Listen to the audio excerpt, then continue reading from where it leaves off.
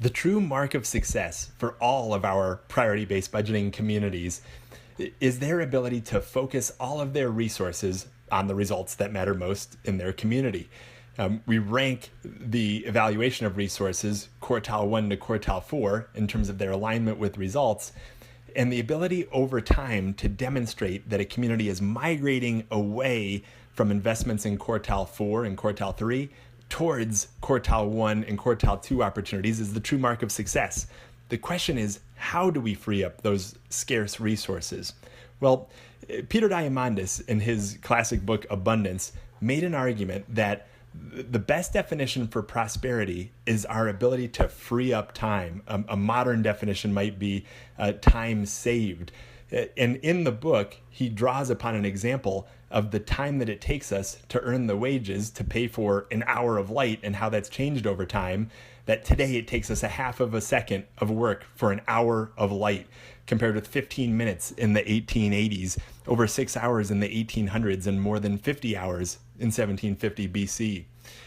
Similarly, we've had talks with Reinventing Government's co-author Ted Gabler, who argued that the best source of new revenue, of new resources, is not necessarily asking the community for more, but from mining from the resources that we already have, looking to free up time and looking to free up money from our current investments.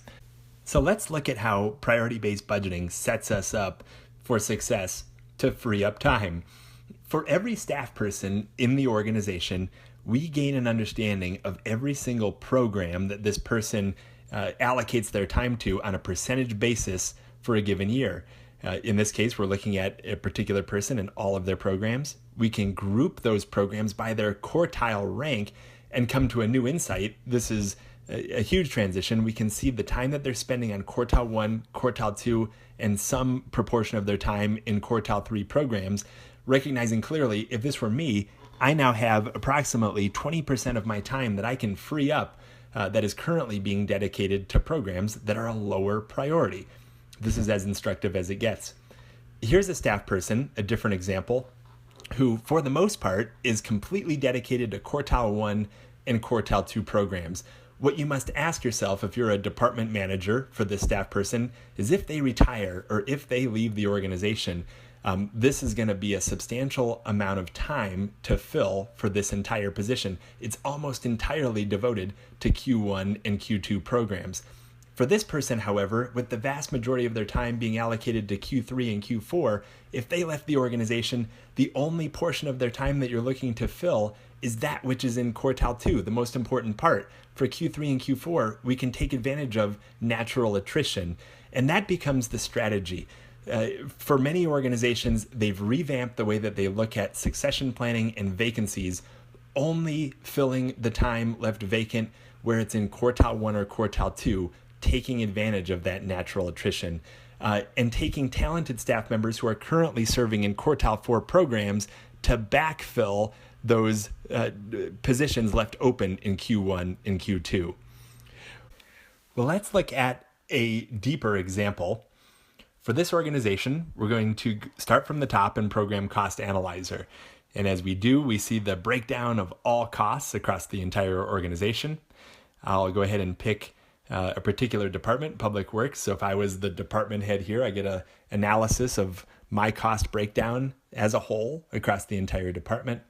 And I can dive deeper into all of the programs that make up my total cost in the budget. And I want to isolate just one program to show you how this works. So we'll go ahead and look at program 423 here, Surveying, Mapping, and Drafting, which in this organization was an overall lower priority program.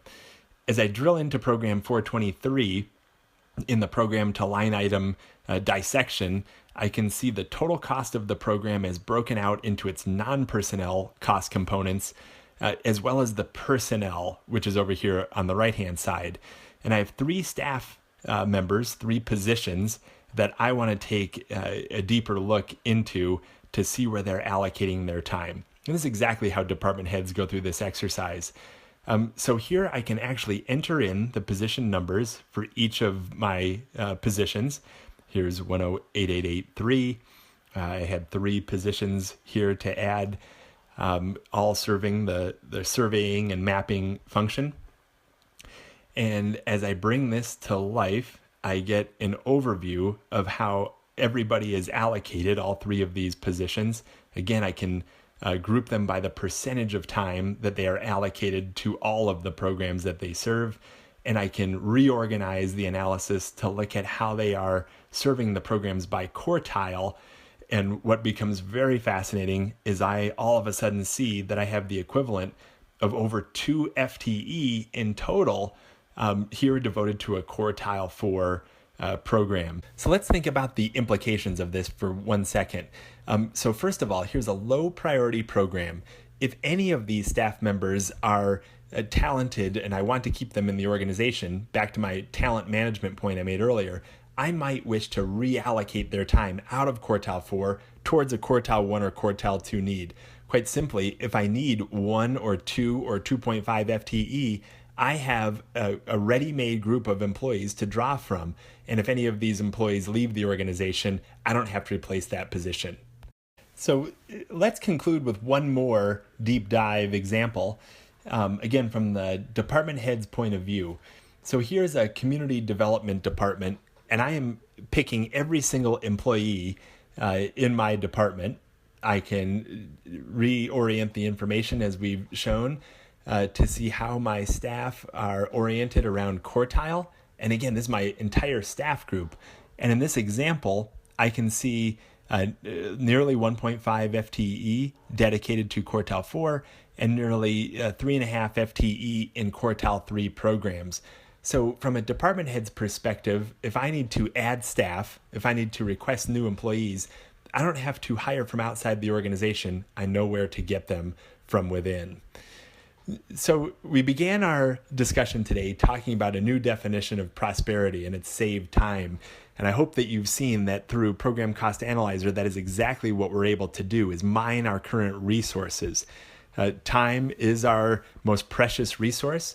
And as we think about how we're going to revamp our workforce development and find those employees to add to the organization, mining from within is exactly one of our best opportunities in priority-based budgeting.